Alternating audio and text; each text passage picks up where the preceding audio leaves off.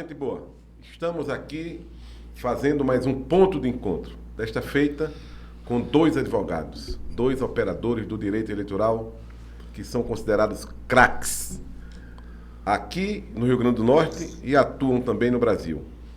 Éric Pereira, professor, advogado, escritor, e o outro é Doni, meu amigo de longa data, parceiro de algumas lutas, formado em Direito pela Universidade Federal do Rio Grande do Norte e dono de um escritório respeitado aqui no Rio Grande do Norte. Vamos começar nesse período de política, de disputa eleitoral, onde cada vez mais no Brasil a importância do advogado eleitoral se acentua, porque as disputas são mais acirradas, os partidos são mais estruturados e a luta começa a ser também na área do direito. O cara tendo um bom advogado, viu? Ave Maria, eu já vi gente em campanha política perdendo voto, perdendo espaço, porque o advogado era muito bom e tomava tempo de televisão e colocava tempo de televisão no cliente dele. Quer dizer, o direito eleitoral é uma possibilidade também de vitória do candidato. E tem outro aspecto, o aspecto da política atual no Brasil.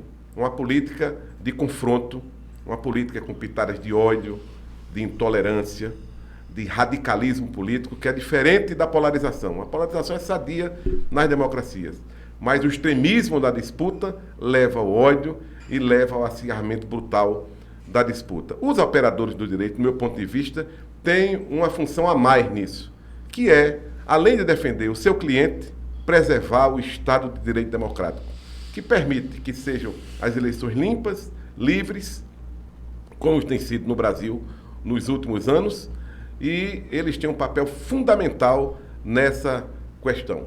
Então vamos começar aqui nesse período de campanha eleitoral, vamos falar aqui sobre Lava Jato, vamos falar sobre questões de improbidade administrativa, vamos falar aqui de registro de candidaturas, de impugnações, de discurso na televisão, na propaganda eleitoral, e eles aqui vão explicar, tintim por tintim, a gente, o que pode e o que não pode ser feito. Eu vou começar aqui pelo doutor Éric Pereira, para ele dizer o que ele está pensando que vai ser esta campanha próxima do Brasil. Se vai ser igual às outras, ou se ela vai ser diferente.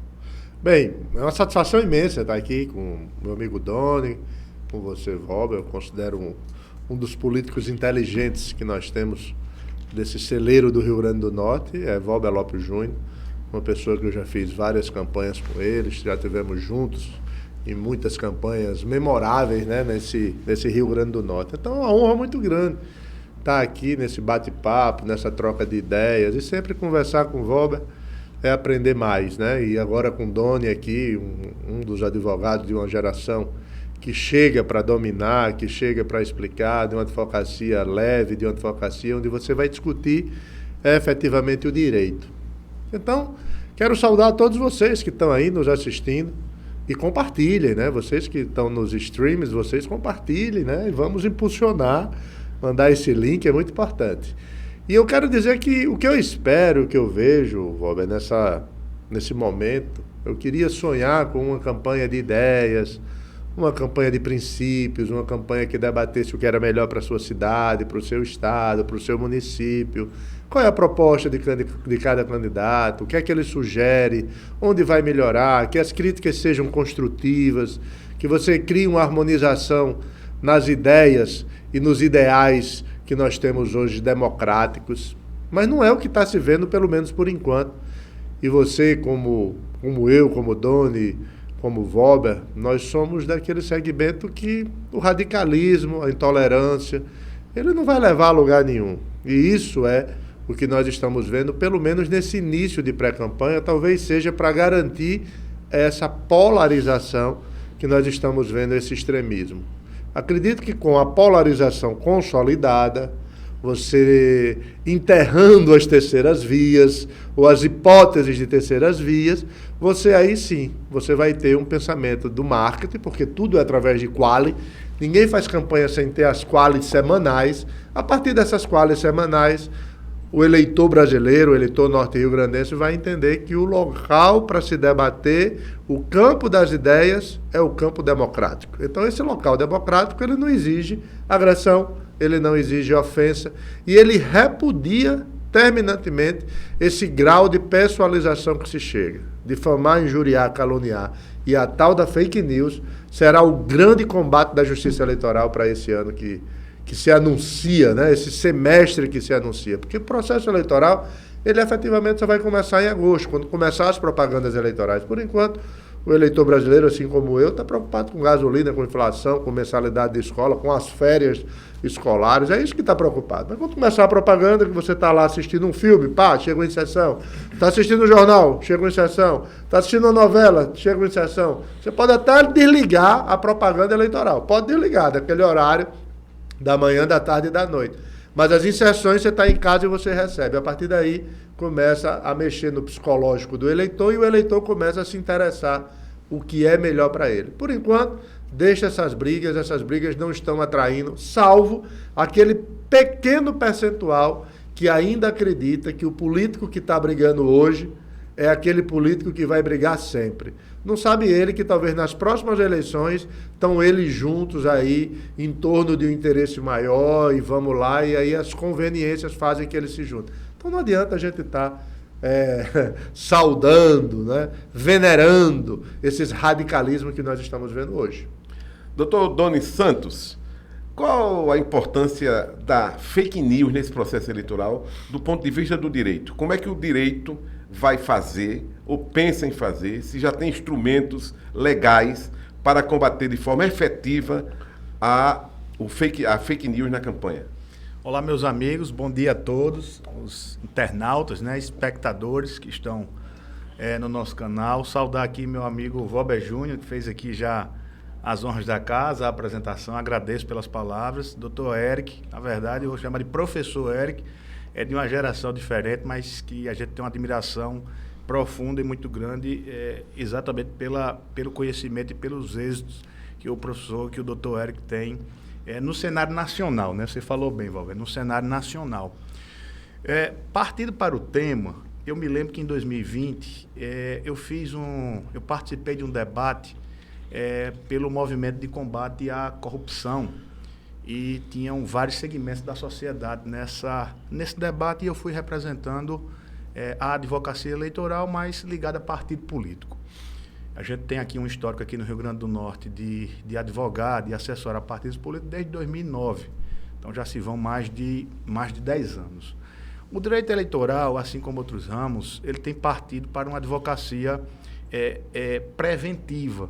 É uma coisa, é um instituto, é um instrumento que se chama compliance, né? Na administração pública, na administração em geral, tem muito essa ideia de compliance, que é preservar, é chegar antes, é prevenir para que não aconteça o ilícito ou a irregularidade ou o prejuízo. Então, desde 2020 tem se acentuado de uma forma muito forte e direta essa questão do combate à fake news. Já vimos aqui que o Tribunal Superior Eleitoral se reuniu, né, com o Facebook, com o Instagram, ou seja, com Telegram. Com o Telegram, exatamente. Deu um trabalho danado, né? O Telegram, foi aquela polêmica, né? Mas fato é que a Justiça Eleitoral tem procurado dialogar com esses canais, né, com esses veículos de rede social, para que exista uma colaboração. Porque, de fato, quem consegue fazer melhor o filtro é o próprio canal, é o próprio veículo. Por outro lado, as resoluções também vêm se aprimorando no sentido de retirar de uma forma mais célere, menos burocrática, e punir de uma forma mais dura aquele que propaga a fake news ou que insiste, ou seja, aquele que é o reincidente na fake news. No processo eleitoral, a gente tem uma vantagem para o candidato que, em regra, se começa notificando. né? O direito eleitoral, as regras eleitorais, normas eleitorais de propaganda dizem: candidato, você está ciente que existe uma propaganda irregular em seu nome ou em seu favor? Retire-a. Então, normalmente, o candidato, em regra, o candidato é avisado. Então, e se ele ficar colocando e tirando, como se fosse assim um namoro, aí como é que fica o negócio? Aí parte para a reincidência, né? Então, ele pode ter uma punição pecuniária, dinheiro, né, financeiro, que pode alcançar até R$100 mil. Até a cassação da candidatura. E corre o risco de ser cassado por abuso de poder em mídias, né, em redes sociais, em veículos de comunicação. Artigo 22 da LC 64/90. Então, acho que não é um comportamento vantajoso, e digo mais, acho que é um comportamento perigoso, além do que não contribui em nada para o resultado das eleições, que tem que ser feito de uma forma limpa, aberta e democrática. Agora, isso não é, Eric, que vai acontecer nos subterrâneos desse mundo digital que a gente vive. Cada vez tem hacker do bem, como se diz, e hacker do mal. Mas a revolução tecnológica é tão grande e vai continuar, é um negócio que não vai parar nunca. Eu estava até numa conversa em Brasília, um tempo desse, e a gente falando sobre essa questão da economia digital, do mundo completamente revolucionado do ponto de vista da saúde, da engenharia, da genética, da agricultura, porque o conhecimento cada vez vai avançar mais e o domínio vai ser o domínio tecnológico, inclusive do Estado. O Estado, né, daqui para frente, vai ser um grande debate. Eu acho que são dois temas importantes, seria outro programa, mas a influência da inteligência artificial no domínio do Estado e se ele vai servir para a democracia ou para criar estados autoritários de controle absoluto da sociedade através desses meios. A fake news é um negócio meio incontrolável. Se o Estado democrático não tiver capacidade de combater de forma firme, dura, implacável, ela não vai acabar nunca. Na eleição passada, há denúncias, inclusive, de a utilização total de fake news nos porões da tecnologia. Houve algum caso no Brasil, que tem um julgamento no Supremo, eu acho, né? Alexandre Moraes é o relator, que alguma candidatura foi punida, foi retirada, porque promovia fake news? Primeiro, para trazer um histórico aí, para quem está nos assistindo, a notícia verídica ela surge desde 1941 no Brasil. Você já tem lá no Código Eleitoral que é proibido você disseminar notícias inverídicas. Então, nós já tínhamos essa proibição. Isso não é novo para nós. Apenas que, o que acontece? Ela é glamouralizada, né? O glamour da fake news surge na eleição americana, quando cria aquele fato de Trump e Hillary. Ela diz que tem um determinado bar, onde ela fez um discurso, e naquele discurso ela foi com ideias progressistas. O trumpismo foi lá e quebrou o bar inteiro. Ela nunca sequer esteve naquele bar, falando sobre aborto. Tudo narrativa. Tudo narrativa. Tudo criando através de informações que foi via Twitter. A partir daí surge a ideia do fake news. E aí teve um seminário, um congresso internacional, que o marqueteiro do presidente Barack Obama, ele veio debater. E eu estava na mesa com o ministro Fux, a gente estava nesse debate e tal, e ele diz a força do algoritmo. O algoritmo para criar fake news ele é muito forte, porque hoje ele consegue, inclusive, ele cria um discurso a partir das suas falas. Então ele cria um de você falando, como se fosse você, com suas palavras de outro discurso, produzindo um fake news. E aí você tem vários tipos de fake news. Tem a fake news, onde você pega a forma, Estado de São Paulo, Folha de São Paulo, e joga fake news lá dentro. Aí você vai ler, acha que é a Folha de São Paulo. Essa foi na campanha passada, teve, né? Teve, por exemplo. Hoje isso é café pequeno, né? Qualquer hacker aí, qualquer nerd, né? Eu dou aula no IMD, que são os dilemas éticos, né, que a gente tem. Então, você tem os TIs, os técnicos em tecnologia, e você tem o direito. Como é que você vai criar esse controle estatal? Só o próprio algoritmo é que faz isso. E aí, eu respondendo a você, dentro dessa ideia que nós temos, que vem de 1940, que é proibido disseminar notícias falsas, existem 4 inquéritos abertos sobre fake news, sobre a presidência de Alexandre de Moraes, que é o ministro do Supremo. Por enquanto, não tivemos nenhuma candidatura cassada por fake news. Mas Alexandre de Moraes já anunciou que haverá nessa eleição e ele faz o alerta desse dado preditivo que ele está dizendo, se você praticar fake news, saiba que a sanção será cassar o mandado. Então ele já deu alerta, ele já demonstrou as formas de controle eles já têm, porque eles amadureceram essas formas de controle, com a parceria nessas três grandes corporações, né? Ele pegou as 3 maiores e as 36 que poderiam ser utilizadas, porque é muito assim, conseguir cooperação do Twitter, eles vão para o Telegram. Conseguir cooperação do Telegram, eles vão para o WhatsApp. Conseguir cooperação do WhatsApp, eles vão para o Instagram. E aí eles ficam nessas mudanças. Né? Por isso que o Supremo disse, vamos todo mundo aqui, assina esse termo de cooperação, todos vão abrir esse controle, e aí, nesse instante, você vai ter uma fiscalização maior. Então, se você acha que vai compartilhar uma fake news, porque isso é psicológico, Voga.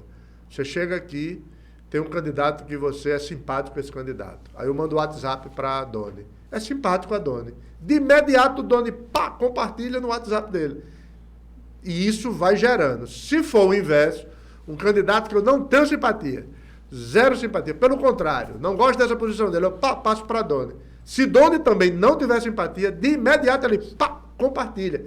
Mas você sequer leu, porque o WhatsApp já tem estudos que você só lê as 4 primeiras linhas. Você não consegue. Precisa ser uma pessoa da sua confiança, uma pessoa que você gosta, você vai ler o texto. Então você tem 4 linhas. Então a fake news ela tem a facilidade de ser impulsionada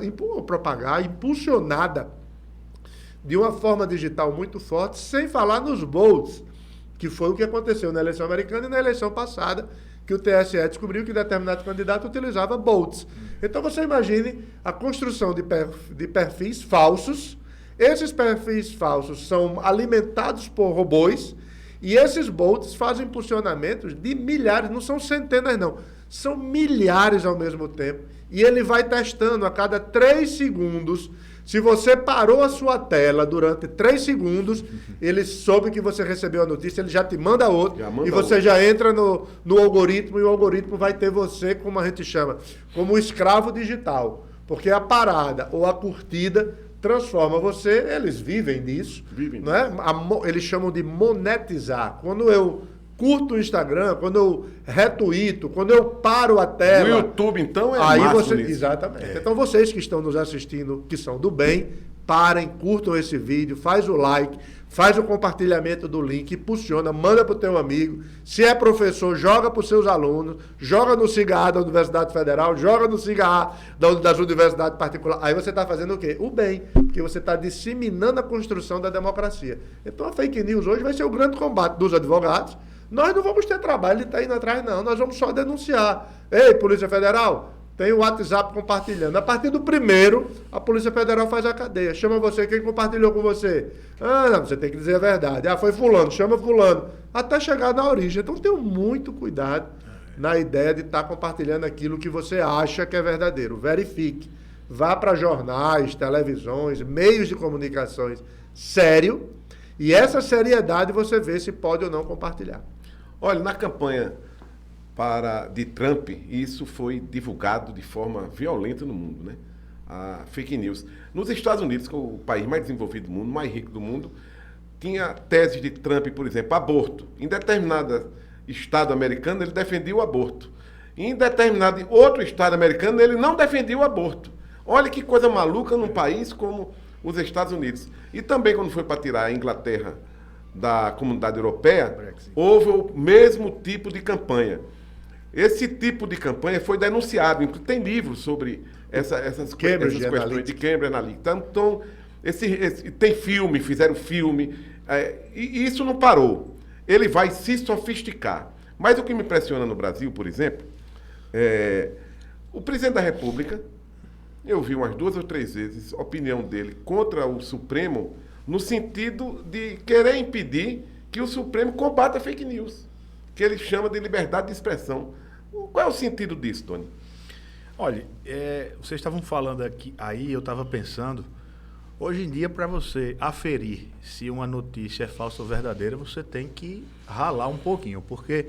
Tem sites para isso também, não tem? Tem sites para isso, mas no seu celular, se você vai para uma pesquisa Google e coloca lá o tema, pelos algoritmos, ele vem lhe dando notícias em que você de sites ou de páginas que você costumeiramente costuma a usar, ou seja, de acordo com o seu perfil.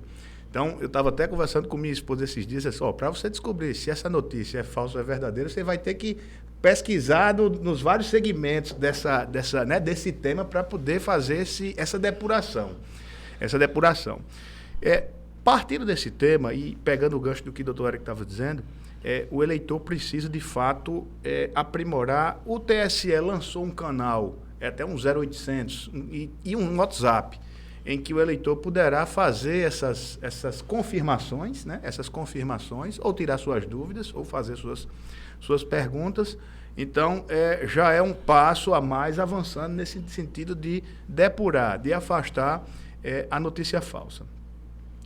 O limiar entre liberdade de expressão e fake news, ele tem, de fato, uma linha tênue, mas ela não pode ser confundida. São coisas absolutamente diferentes, né? Então, embora a nossa Constituição diga que a imprensa tem direito à liberdade de expressão, o cidadão tem direito à liberdade de expressão, é evidente que a responsabilidade pelas minhas palavras é minha. Então, na hora que eu decido falar, e aqui estamos falando aqui num canal que talvez milhares de pessoas estão visualizando ou vão visualizar, eu tenho a responsabilidade do que eu estou dizendo.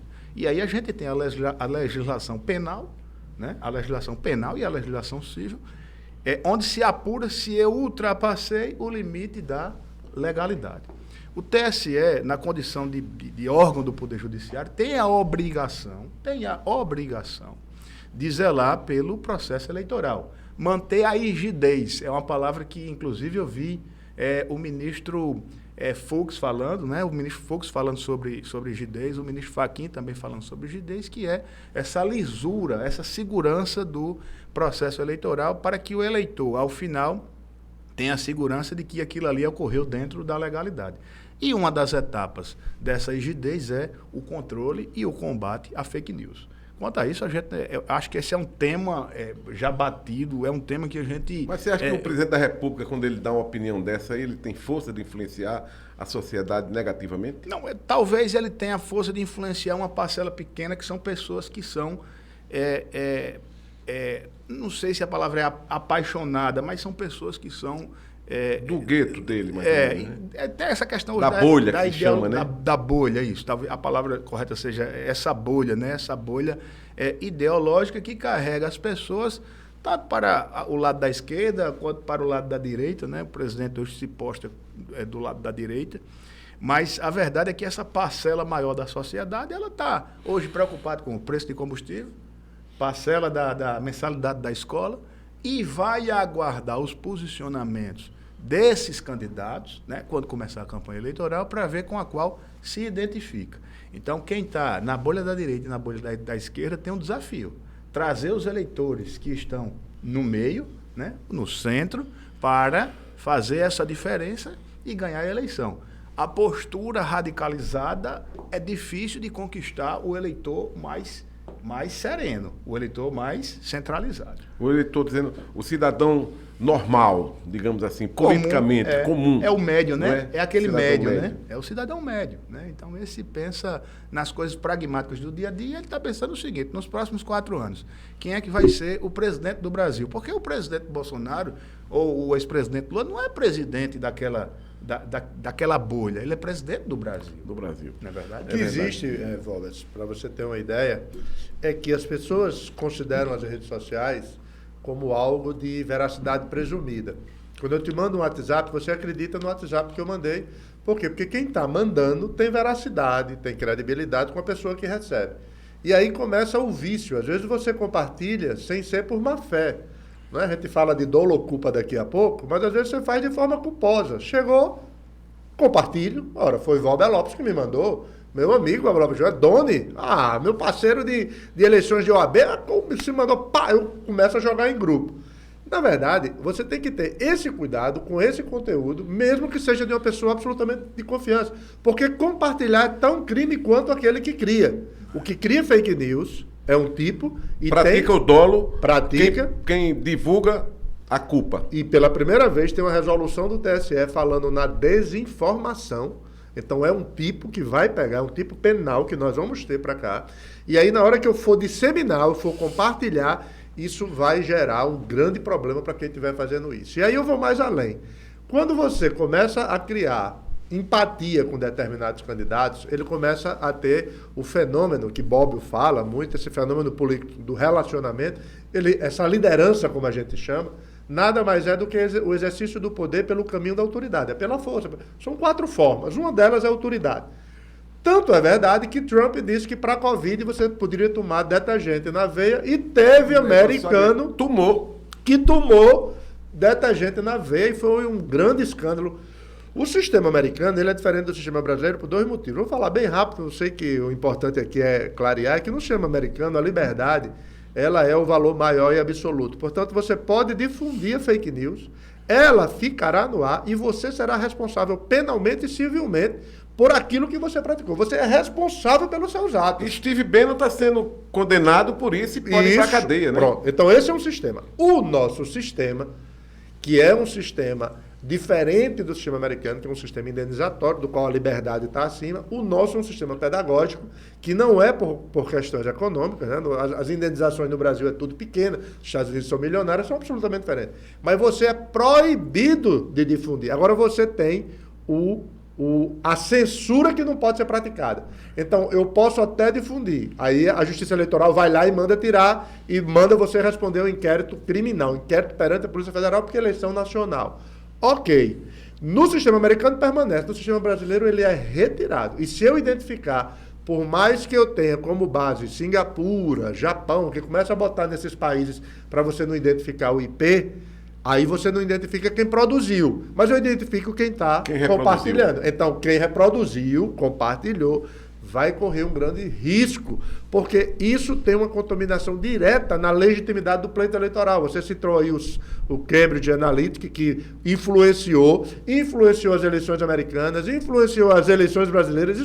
Isso não é discussão ideológica minha do que eu penso. Isso são dados científicos que demonstrou o algoritmo funcionando para influenciar diretamente no voto. E influencia. No Brasil a gente se influencia, Valber, sem querer mudar o tema, mas só para você ter uma ideia. A gente se influencia quem está na frente das pesquisas, porque tem o tal do voto útil, o cara, não, eu não quero perder meu voto, eu vou votar, sabe nem quem é o primeiro. Não, mas eu vou votar no primeiro porque eu não perco o meu voto. Então essa mentalidade, ela vai exigir anos e anos e anos de educação, né? E a gente falava aqui de Cristóvão Buarque.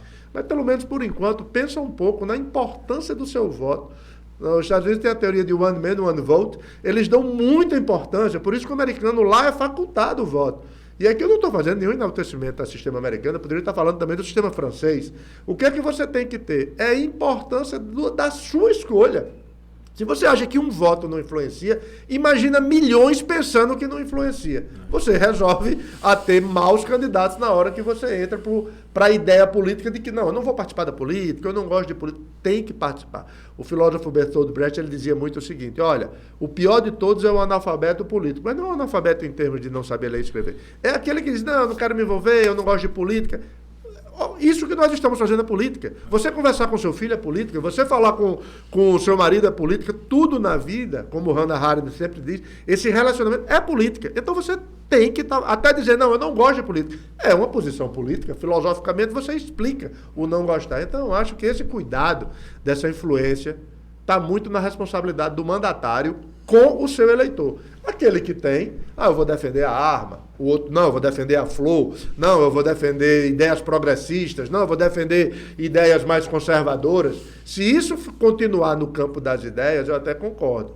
Porque eu não vejo hoje você dizer que a direita é direita no sentido acadêmico que se estuda, essa direita e práticas e falas e momentos, isso até eu acho que ofende a direita, porque a direita não tem ideias com radicalismos e com as ofensas que a gente vê, e sem nenhum apego a candidato azul, amarelo, vermelho, verde, sei lá o que for. Estou dizendo assim, a ideia da direita, e se você analisar a direita no mundo, como se construiu esse processo democrático, ela não concordaria com determinados pensamentos conservadores que nós temos hoje. Você veja Fernando Henrique como é que ficaria, Tancredo Neves como é que ficaria, se eu fosse dizer que, não, eles são direita, ó, olha ali, como é que nós estamos vendo. Imagina aí esse pensamento, eu estou citando líderes e que não são candidatos, que um já morreu, então não tem aí nenhuma paixão, seja por vermelho, seja por azul, zero. Eu estou apenas dizendo assim, a gente tem que entender qual é a ideia razoável, constitucional, de um pensamento de respeitabilidade. O presidente Bolsonaro bate muito no Supremo. Ele não bate aleatoriamente. Isso deve ter pesquisa qualitativa por trás de tudo isso, porque se fosse ruim para ele não estaria batendo. Ele é candidato, é lógico. Não vamos... O marqueteiro de Trump está no Brasil, fazendo toda a assessoria dele. O presidente Lula vai bater na reforma política. Eu estou só fazendo aqui exemplos de um lado e do outro. Ora, se ele está batendo é porque ele tem quali. Então, nenhum candidato, nenhum político, e ninguém melhor do que meu amigo Valber Lopes Júnior, que conhece os detalhes do pragmatismo, não é do dogmático. Eu e Doni, talvez a gente conheça muito o aspecto dogmático, que é belíssimo e etc. de estudar. Mas o que vale, mesmo com todo respeito aos doutores, mestres e pós-doutores, é o aspecto pragmático. E você sabe melhor do que eu que um político, ele diz uma frase pensada, quando ele está falando o que não pensa, já vai lá escrito, você vai ter que ler agora, a partir de hoje você não faz pronunciamento mais de improviso, vai ter que ser escrito. Então tudo isso tem um marketing por trás, Valber. Não, é verdade, mas assim, não é uma discordância, mas é uma observação a mais. Existe a forma de se comunicar com a sociedade, mas a base dela é uma base ideológica, é uma base programática. Ele não vai, o cara que é de esquerda, de centro-esquerda, ou de extrema esquerda, ou de direita, centro-direita, extrema-direita, ele não vai fugir daquela base, porque o conceito que ele tem de sociedade é e ele está firmado. Do ponto de vista da direita que você falou, como da esquerda, tem a esquerda democrática, a esquerda autoritária, sectária, na história está aí. Hitler, de direita, Mussolini, de direita, Franco, de direita, Salazar, de direita, Pinochet, de direita, né? Stalin, Fidel, aqueles meninos maldosinhos da Coreia do Norte, né? De esquerda. Stalin foi o ápice da extrema esquerda do mundo, com milhões de assassinatos, iguais a Hitler. Mas tem uma base. Lula vai dizer determinados absurdos que ele diz, às vezes eu até penso, pai, Lula está querendo perder. Que não é possível dizer um absurdo desse, que ele afasta sem a menor necessidade. E Bolsonaro é porque eu acho que ele acredita em algumas coisas, inclusive contra a equipe de marketing. Ele e outros. Por exemplo, esse Steve Bannon, que está sendo condenado nos Estados Unidos, ele acha o seguinte, é uma tese dele, que só serve para a extrema-direita. Deve servir também para a extrema-esquerda, porque os extremos, às vezes, eles têm a mesma prática, né? Ele diz o seguinte, não interessa discutir a ideia. Você esculhamba com o cara. O importante é a gente chegar ao poder para executar nossas ideias. Agora, se a ideia de Eric é muito boa, né, e eu sei que eu vou perder aquilo, eu esculhambo com o Eric. Eu mudo o assunto. O assunto não vai ser política, economia. E a gente está vendo isso aqui muito bem, né? Está um negócio sobre a fome está aumentando, a inflação está 10% ao ano, está incomodando tudo, os preços estão subindo, a gasolina tem relações internacionais se transformado aqui para a questão local. Aí o cara vai dizer, Anitta está degradando a juventude. Aí o debate deixa de ser fome, desemprego, política social e o cacete lá, para ser o quê? Anitta está degradando. Aí pega Anitta. E nada é isso, né? Quer dizer, isso é uma estratégia política também, não só no Brasil, como no mundo. Agora, mudando um pouquinho de assunto, mas continuando no mesmo, Eric e Doni, vocês dois, a cabeça do legislador para dizer o seguinte, pré-candidato e candidato. Existe mentira maior do que essa, sim, na política brasileira? Pré-candidato e candidato. Isso é igual a fila, isso é uma convenção. Onde é que está escrito que eu tenho que obedecer à fila? Que vai o primeiro, depois o segundo, depois o terceiro. Eu não tenho. Isso é uma convenção social, é um tipo de norma que a gente fala, do Orr que fala muito sobre isso, é um tipo de norma do qual a gente convenciona. O que é que se convencionou para se criar todas essas práticas e dizer que está sendo legal o que está se fazendo agora? Porque quando você diz, olha, você não pode pedir voto, você pode tudo, mas você não pode... Você está fazendo propaganda. Você quer uma propaganda maior do que o próprio candidato? Você quer uma propaganda maior do que o próprio Valber? Eric vai dar uma palestra, Doni vai dar uma palestra. Você quer propaganda maior do que aquela pessoa que está falando, agora você não pode, não peça voto, porque se pedir voto vai ser propaganda antecipada. Então, para poder você racionalizar, aí a gente entra para o lado filosófico, vamos racionalizar criando a figura do pré-candidato, da pré-campanha. Ou você tem campanha, ou você não tem. Você tem um marco. Tem filósofos, tem doutrinadores que dizem a campanha começa com a desincompatibilização, aí outros dizem não, o processo eleitoral começa com a convenção, aí outros vão dizer não, só com o deferimento do registro, e por aí vai. São doutrinadores de Adriano da Costa. O que você quiser tem um para um gosto. No fundo, o que você tem é assim, a campanha já começou para essas pessoas. A legislação desse ano flexibilizou e permitiu tudo. E para poder permitir tudo, a Justiça Eleitoral diz, olha, é pré-campanha, só não peça voto, mas o resto você pode fazer. Em que pese no Rio Grande do Norte estão muito tímidos. Ninguém está usando rádio, ninguém está usando as redes sociais, ninguém televisão, não está dando entrevista, todo mundo com aquela cultura do medo imensa. Isso. Mas se a gente for aqui para Paraíba, que eu estou trabalhando na Paraíba, você vai ver que é tocando fogo. É rádio, televisão, Twitter, rede social. Só não faz pedir voto para não receber multa. Uma curiosidade aqui, doutor Eric. Lá na Paraíba, você está trabalhando... Eu já vou logo Ricardo Coutinho. Isso, candidato ao Senado, né? Está em primeiro lugar nas pesquisas, disparado. É uma coisa incrível, como a paixão. Eu fui fazer uma visita, eu tinha uma pessoa com uma tatuagem no braço. Então você veja a paixão, como a política ela é tão forte na Paraíba. Mudou muito aqueles condenados até recentemente. Eu vi umas 3 pesquisas já. Minas Gerais. Para o Senado, em primeiro lugar, Aécio Neves. Um amigo meu, Renato Caluto, que é advogado eleitoral também, depois ele vai bater, no meio da campanha ele vai bater um papo aqui, e vou botar ele aqui para a gente discutir também. Olha, ele diz, Vober, Aécio, que ele é amigo de Aécio. E você é amigo de Aécio. Eu sou amigo de Aécio. E eu vou só contar aqui uma parte. Cheguei no aeroporto, estava Vober. Eu não vou dizer o que eles viram, mas estava Vober com um tablet aberto, ele e Aécio olhando esse tablet, né? Aí eu chego lá no centro para olhar o tablet, eu guardei. Se eu tivesse uma foto, valia muito, viu, essa foto hoje? Mas olha, ele diz, Vober, ele chegou aqui do jeito, Aécio, que ele disse, eu tinha pena, rapaz. Porque esse cara foi um grande governador, era um líder... enorme aqui em Minas Gerais, ele não podia sair em Belo Horizonte. Não ia para restaurante. Não, ele não ia para nada. Um líder nacional, né? A verdade ele ficou morando em Santa Catarina, que é a terra da mulher dele, para não ir na terra que ele governou, que foi um grande governador, que foi senador. Quer dizer, e aí hoje, ganhou, não foi? Ganhou 1 ou 2 ações já. Isso. Ganhou 1 ou 2 4 ações. 4 ações já, né? E aí a sociedade começou a dizer, rapaz, parece que não era assim bem como estavam dizendo, não, né? Então eu vou mudar aqui, já chegou nessa questão aqui.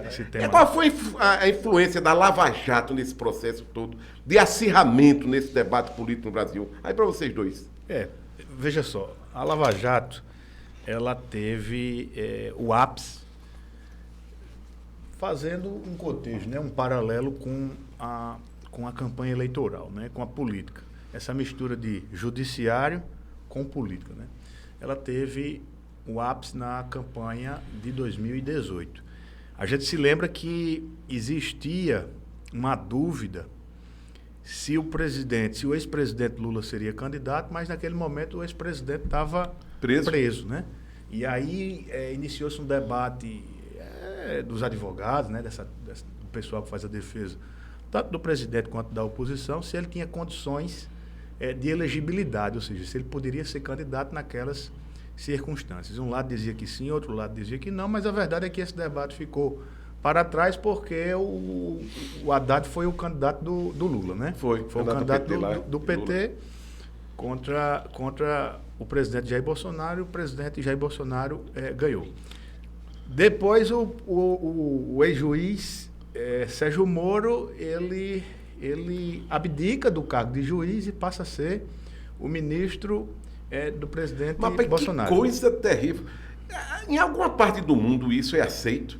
O cara é juiz, condena um contendor, um cara que queria disputar as eleições, bota na cadeia, quer dizer, não foi ele que botou a cadeia, mas começou o processo de condenação. Depois foi uma cadeia geral. Mas foi ele, né? O primeiro a decretar. Inclusive, com a soltura, ele não deixou soltar. E não deixou soltar. Ele ligou para a Polícia Federal e disse, não cumpra. O juiz assumiu, não foi? Isso. E ele de férias não cumpra a decisão do desembargador. Pois é. Aí esse cara vira ministro do adversário principal que ganha a campanha. Quer dizer, o diabo isso vai existir, rapaz. E aí, Vober, eu acho que foi aí que iniciou-se essa fase aguda da Lava Jato, mas exatamente no sentido contrário, ou seja, no outro lado da moeda. Porque Por mais que os processos judiciais eles tenham falhas, e às vezes existem falhas processuais, e a gente, advogado, se dedica muito em colocar a lupa nessas falhas para a gente poder discutir ou, às vezes, anular um processo que não foi bem conduzido. Na hora em que um juiz sai do posto dele e vira ministro, ou seja, ele partiu para um cargo político. Político, claro. Né? Naturalmente é um cargo político. Apareceu-se, ou seja, talvez veio à tona uma desconfiança que talvez só fosse de alguns.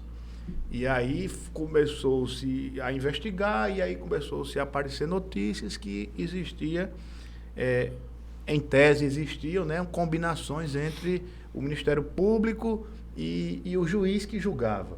E o resto a gente já tabelinha, Pelé e Coutinho. É uma tabelinha, né? Tadinho de Pelé e de Coutinho. Independente do condenado, ou se ele errou, ou se ele falhou, não, isso não é possível. Isso não é possível. Nem advogado fazer tabela com o juiz, nem promotor fazer tabela com o juiz, nem advogado fazer tabela com o promotor. E aí, daí em diante, veio essas anulações. Está aí o resultado hoje, talvez se perderam anos de discussão, anos de investigações, mas talvez tenha sido útil para que a gente não volte a incorrer no mesmo erro. E o nosso Delanhol, que é candidato a deputado federal também. Quer dizer, os líderes da Lava Jato, eles se entregaram à política, à atividade política. Quer dizer, a denúncia que era feita só por uma parte, isso que o Doni colocou, passou a ser de conhecimento público. Eles hoje, eles aderem o que combateram. Eles combateram e hoje eles aderem. Então era grande. Moro é o seguinte, ele é muito inteligente, ele tem uma perspicácia, assim, fora do normal, em termos de estratégia. Para fazer o mal, eu acho que eu nunca conheci alguém com tanta perfeição nessa possibilidade de fazer o mal, mas ele dentro de um segmento. Qual era o segmento?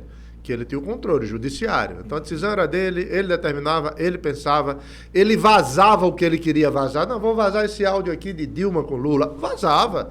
E ele praticou todas as ilegalidades possíveis. A menor delas foi combinar com o juiz. É ABC e América. Essa foi a menor. É a menor. ABC e América vai jogar, aí o América ou o ABC chama o juiz e diz, doutor, vem cá, ó. Tu vai marcar um pênalti a tantos minutos, tu vai marcar uma falta a tantos segundos, e aí desequilibra o chamado fair play, paridade de armas. E eu, em 2014, eu comecei a combater isso, prerrogativas. Eu, Toron, Cláudio Mariz e José Batóquio, né? Que a gente debateu no Conselho Federal e a gente combatia, e ninguém ouvia. Por quê? Porque o clamor popular era muito forte. Então ele... Era quase unânime, unânime, né? Era o famoso Ponto Pilatos, né? Que ninguém, Ponto Pilatos, que ninguém tem saudade dele. Veja o que o clamor fez e aonde se chegou com relação ao cristianismo. Então o que é que você tem? Esse clamor popular referendou Sérgio Moro. Aí ele pratica o primeiro erro. Qual é o primeiro erro? Ele deixa a magistratura. O segundo erro, vai ser ministro, porque o objetivo dele, na verdade, era ser ministro do Supremo. Não queria ser ministro da Justiça. Eu acho que ele achava que ia tutelar Bolsonaro. Aquele rapaz com um juiz do tamanho dele. A política engoliu, porque aí ele queria ser candidato a presidente, aí foi por um partido, abandonou o partido, do nada ele sai do partido, desaparece. Então ele começou a praticar... E o padrinho político era Álvaro Dias, viu? E hoje é concorrente. E é concorrente dele. Concorrente com horror a ele. Pois é concorrente dele, pra você ver a que ponto ele já mesmo estado, né? Paraná. E disputando... Ele queria em São Paulo, né? Ele queria em São Paulo. Ele e a mulher dele. Isso. Então você tem aí uns sucessivos erros. Então, Moro, ele serve como um exemplo paradigmático, seja para a academia, seja para a política, do que não se deve fazer. O lavajatismo, ele construiu e destruiu instituições importantíssimas. Por exemplo, delações. As delações, né, combina até com Dallagnol, as delações eram instrumentos do qual você tinha que ter várias regras, várias cautelas para poder praticar. No Brasil, você primeiro prendia, emocionalmente você fragilizava o investigado, você ia para prender a família, quando ele estivesse abalado psicologicamente, aí você chegava para induzir e negociar delações combinadas. Quem está dizendo isso não é Eric Wilson Pereira, não. Quem está dizendo isso é a Aras, Procurador-Geral da República. Está na Folha que existiam manipulações claras e expressas dos delatores com os investigadores. Então o Ministério Público, quando um delator não citava o nome, ele dizia, olha, tem que citar o nome de Lula, tem que citar o nome de fulano, de Beltrano, senão não vou fazer a sua delação. E começava a direcionar. E assim foram várias feitas no Brasil, e graças a quem? Ao Intercept, aos meios de comunicação, certo ou errado, legal ou ilegal, o fato é que se descobriu, e eu não estou sendo consequencialista, não estou querendo dizer que os meios vão justificar fins, de forma nenhuma. Nós vivemos... Você está falando do fato. Do fato, nós vivemos o consequencialismo. No Brasil, o que vale é o clamor público, o que vale é combater a corrupção, o que vale, independente dos meios legais e constitucionais. Não é isso que eu estou defendendo. Eu estou apenas dizendo que essa revelação demonstrou o que existia no subterrâneo, no esgoto, né, dessa discussão judiciária, que o ministro Gilmar disse, como eu demorei, ele faz a meia-culpa, eu me sinto culpado por não ter acreditado que havia parcialidade de Moro, que havia parcialidade de Bretas. São juízes que queriam aparecer mais do que a própria instituição, do que o próprio Poder Judiciário. E eu sou testemunha que eu ia no aeroporto de Brasília, esse juiz Bretas, ele tinha 2 agentes da Polícia Federal na frente dele, 2 agentes atrás, ninguém chegava perto, e ele é bombado, né? Nada contra os bombados, mas ele é daqueles que gosta de vestir a camisa apertada para mostrar que tem massa muscular. E, é. Aí tem. Eu não sei se ele tem outro tipo de massa. Aí ele passava, massa cefálica mais difícil. Aí ele passava no corredor do aeroporto ali, eu embarcando, ele desembarcando. Então você viu o estrelismo contaminado pela vaidade. Moro queria um cargo. Bretas já apostou em tudo para ser o substituto de Moro e ir para o Supremo. E terminou que nenhum dos dois, né, chegaram a lugar nenhum. Então esse lavajatismo ele trouxe uma lição. Ou você tem a Constituição como uma senhora, né, de todos nós temos que olhar para ela de baixo para cima, e a partir daí você tem um Estado democrático, e nunca de cima para baixo, como se a Constituição estivesse nos pés desses juízes que acham que podem mais, né? E tem uma corrente que é o punitivismo, o garantismo. Eu não sou muito dessa ideologia, eu penso muito assim, você vai seguir a Constituição? Siga a Constituição. Siga o livrinho. Siga o livrinho, está lá, 88, Ulisses Guimarães tanto trouxe como a Constituição Cidadã.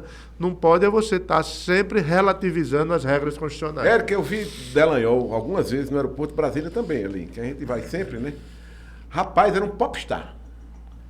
Olhe, que tinha de batendo foto ele com aquelas mochilazinhas aqui atrás, todo vestido como assim, um jovenzinho, ele é jovem, playboy e tal, mas rapaz, era um homem, mulher, velho, menino, era foto, ele queria ser o controlador de um fundo de 2 bilhões, você lembra disso? Não, manda aqui para foi denunciado, inclusive, então, isso. Por pouco ele não chegou a ser o controlador. Como se diz no Nordeste, por uma peinha de nada, ele não mandou nesses 2 bi. Agora a OAB, e aí faça essa justiça, o Conselho Federal, desde 2014 que vinha denunciando. O que é que eles diziam? Não, isso é coisa de advogado, isso é coisa da defesa, porque eles são a favor da corrupção, porque eles defendem isso. Eles começavam a pessoalizar os debates. E aí foi revelado que realmente essa entidade civil tão importante para o Brasil tinha razão quando estava vendo os excessos, e os advogados que viviam a Lava Jato diariamente nada mais estava do que numa grande armadilha. Era uma encenação. O cliente chegava lá para dar um depoimento, ouvir testemunho, já estava tudo combinado aqui com os promotores, com os procuradores da República. Era só para triturar e mais, decretar a morte social, porque a grande estratégia não era uma sentença. O que eles queriam era antecipar a sentença. A condenação da opinião pública. A condenação pela opinião pública decretava a morte social com um meio muito mais gravoso antes da sentença do que a própria execução daquela sentença. Então, essa foi uma estratégia que ficou revelada, e está aí a desmoralização, e o grande exemplo disso é que aquelas pessoas que sofreram isso, a população está revertendo e está botando. Aí eu volto para o início da sua fala. Aécio Neves, em primeiro lugar nas pesquisas, Ricardo Coutinho, em primeiro lugar nas pesquisas, está aí Lula, que foi massacrado, certo ou errado, sem nenhuma paixão aqui, eu não estou defendendo ninguém. Eu não estou falando do objeto, eu estou falando razão, se não que a forma com que quis chegar, que quis chegar, não se respeitou um devido processo legal. Talvez se tivesse obedecido às regras da Constituição, Lula não fosse candidato. Não fosse nem candidato agora. Isso. Mas aí o afã de ser popstar, bater foto, autógrafo, popular, achar que é o dono da justiça, né? Na Revolução Francesa já era uma lição, mas o Moro não gosta muito de ler, não, né? Eu acho que ele não conhecia nem o nosso amigo Robespierre. E a opinião pública ela é tão interessante que o grande defensor da Revolução terminou guilhotinado. A opinião pública disse, vem cá, já que chegamos aqui, derrubamos a Bastilha, agora é sua vez. Mas eu defendi essa derrubada. Não, mas você, pá, foi embora. O nosso Moro foi mais ou menos guilhotinado quando entrou na política, né? Ele levou uma... Mas me diga uma coisa, uma das questões que era muito discutida, principalmente em período eleitoral, era a questão da improbidade administrativa. Houve uma mudança de legislação, e aí, improbidade com dolo, improbidade sem dolo, essa questão, ela é atual ainda nessa eleição? Há um processo de mudança ou não, Doni? Não, é atual. E, de fato, ela já vinha, né, de outras eleições, que a condenação por improbidade administrativa, para poder tirar o candidato do pleito, ela teria que advir de uma condenação de segunda instância ou do trânsito em julgado, né, que aí não tem mais o que se fazer, e com o detalhe, teria que ter sido cometido um crime doloso, ou seja, aquele que o agente tem a intenção de cometer, né, de causar o dano erário ou desviar a verba pública. Com essa nova lei de improbidade, que foi promulgada no ano passado, essa questão ela ganhou maior relevo no Brasil. Por quê? Porque o Congresso, e na minha visão, e aí é uma opinião minha, de forma muito acertada, ele retirou das ações de improbidade muitos excessos. Ou seja, a conduta do agente ímprobo não pode ser aquela conduta de uma falha, né, de um equívoco numa decisão administrativa. Ela tem que ser aquela em que o agente tem a intenção, né, de macular... Que queira se apropriar de recursos, queira desviar, queira modificar o processo, né, intervir no processo. O bem tutelado, que não seria só se apropriar de dinheiro, mas seria talvez descumprir uma lei ou um regulamento, sabendo que com esse descumprimento ele pode se beneficiar. Mas, enfim, essa lei ela trouxe disposições no sentido de que o agente somente poderá ser condenado por improbidade administrativa se tiver cometido o crime, o ilícito doloso, ou seja, aquele que a gente tem intenção, você acabou de falar. E isso repercute no direito eleitoral? Claro que sim. Por quê? Porque a essa altura do campeonato você tem potenciais candidatos ou pretensos candidatos que têm condenações em segunda instância.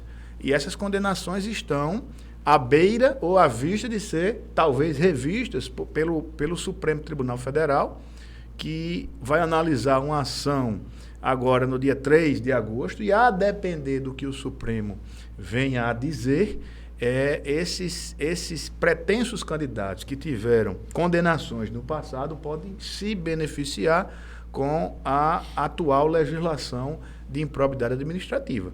E isso é importante porque ele passa a ter elegibilidade, ou seja, ele poderá ser candidato àquela condenação, poderá ser afastada ou suspensa, e esse pretenso candidato poderá, mais uma vez, se candidatar. Falávamos antes um pouquinho do caso Arruda, né? Lá no Distrito Federal, que é candidato lá ao Senado, salvo engano, né? Que também o Senado é a mulher dele. Deputado federal, né? Ele colocou a candidatura a governador, mas já retirou, fez um acordo com o Bandeira Rocha, a mulher dele é candidata ao Senado e ele é federal. E ele é federal, né? E todos sabemos que o ex-senador Arruda tinha problemas de improbidade administrativa, mas parece até que ele já ganhou uma liminar já. Duas liminares, né, daí, doutor Eric, no sentido de autorizá-lo. Então, em linhas gerais, é isso. Acho que dia 3 de agosto o Supremo vai ter uma audiência muito grande, porque é um tema que afeta a muita gente, não só as pessoas que têm interesse nisso, mas aos advogados, aos juízes, aos promotores e até às cortes. Doutor Eric, essa expectativa aí no mundo político, no mundo jurídico, desse julgamento do dia 3, sobre a questão da improbidade administrativa com dolo, com culpa, que impede de se candidatar, que deixa de impedir, qual é a expectativa? Olha, todo o extremismo, ele gera reações. Você teve a reforma trabalhista, que foi a reação ao extremismo de uma superproteção a uma das partes. Como havia uma superproteção, o advogado já entrava numa audiência. Se fosse da empresa, já entrava na audiência condenado, tem que fazer acordo. Isso gerou a tal reforma trabalhista. Do mesmo jeito a improbidade. Essa lei de improbidade, ela tinha um exagero, ela não tinha razoabilidade, ela não tinha proporcionalidade. Era um subjetivismo, se falava artigo 9º, 10, 11, 12, num subjetivismo que qualquer coisa poderia ser improbidade. E aí você teve um excesso de ações de improbidade, uma banalização das ações de improbidade, que gerou o quê? Uma reforma dessa lei. E a reforma dessa lei, ela tirou um tipo, um dos elementos subjetivos, né, do tipo, que seria a culpa, ela tira e diz, ó, você só pode agora por dolo. Você só vai poder caracterizar a improbidade se realmente houver a vontade deliberada, o dolo específico de você praticar aquele dano ao erário, de ofender a princípios, etc. e tal. Todos os outros tipos que era por culpa vão cair. E aí qual é a discussão? Você tem 5 teses que vai mudar todo o quadro, inclusive das ações que estão andando. Essas 5 teses, o Supremo vai dizer, retroage ou não. Então, no dia 3 de agosto, se o Supremo disser, vai retroagir, porque a lei mais benéfica, por ter caráter sancionatório, deve retroagir. O placar está quanto lá, o placar? Um placar é muito é igual a jogo de futebol, né? As apostas, né, de cada um vai dar um 5-5, e está na mão de Alexandre de Moraes. Para onde ele for... Ele é o relator. Ele é o relator, e para onde ele for, você vai ter o 6º voto, seja para retroagir ou não. Se for pelas decisões que o Supremo já deu, pela doutrina, etc., toda a discussão jurídica até hoje tem que retroagir, porque ela tem caráter sancionatório penal. Então, se a lei de improbidade ela se compara a isso, deveria retroagir, porque retroage para beneficiar. Agora, eu não sei, nós não sabemos, aí é um chute, né, uma futurologia que a gente faz, no sentido de que ela já está sendo aplicada. A Arruda ganhou 2 liminares por quê? Porque foi aplicada a lei de improbidade. Aqui no Rio Grande do Norte tem algum caso? Aqui no Rio Grande do Norte, já temos casos aqui no Rio Grande do Norte. Na Paraíba nós temos casos também. Então o Brasil inteiro, no Conju, que é um dos sites, no Jurisnil, que é outro site, sempre saem notícias de candidatos ou possíveis candidatos que conseguem liminares para suspender os efeitos da inelegibilidade. E tem um ADI, inclusive no Supremo, que está se tentando padronizar a partir de que data você se torna inelegível. E aí eu vou lhe explicar, Valber, bem rapidinho. A lei de improbidade diz, é a partir da eleição que você tem 8 anos de inelegibilidade. Só que a eleição ela é variante. A eleição no ano passado, né, a última, no ano passado não, nos 2 últimos anos, que foi a última para vereador, prefeito, foi no dia 5. Então, agora é dia 2. Dia 2. Ou seja, se tivesse uma pandemia, quem está inelegível até 5 poderia concorrer, porque como mudou o dia da eleição, você ultrapassaria o dia 5. Mas para quem não está concorrendo, ou não tem, digamos, esse fato, o dia 5 você vai ser inelegível por 3 dias, porque a eleição, ao invés de ser 5, ela foi para 2. Ou seja, eu estou inelegível 3 dias antes. Aí estão tentando padronizar, e está com a ministra Carmen Lúcia essa decisão, que se ela der essa decisão, outros benefícios virão para outros candidatos que poderão participar. E aquela questão que o cara era condenado e só ia valer a partir do final do julgamento. Ele é condenado primeira instância, segunda, no final da pena, aí ele passava mais 8 anos. Porque ainda... O candidato 2 vezes. Que aconteceu com Cássio Cunha Lima. Ele sofreu o auge dessa discussão terminou que em 2014 era senador, candidato a governador, ele não pôde ser, né? Ele concorreu, perdeu no voto, mas terminou que ele ficou inelegível porque alcançava ele por 3 dias também.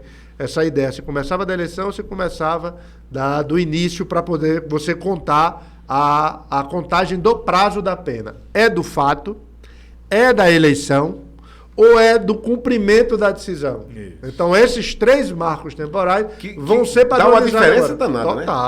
Total. Então, é toda essa discussão jurídica que faz do direito uma coisa tão bela, né? Porque são interpretações. O que seria do direito se a gente não tivesse essa visão de construção, de interpretações? Era seguir a lei eleitoral e aquele candidato que seguisse ipsiliter estava fadado a perder. Porque do jeito que ela estava, você não pode nada. É exatamente a construção dos advogados, no talento aí de Doni, que você começa a dar as ideias e as teses científicas.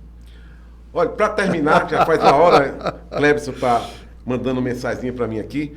Deixa eu dizer, aqui para a nossa terrinha aqui, essa eleição no Rio Grande do Norte, a perspectiva é que seja uma eleição assim moderada, calma, tranquila, no campo jurídico, ou ela já começou a dar trabalho e a gente não sabe?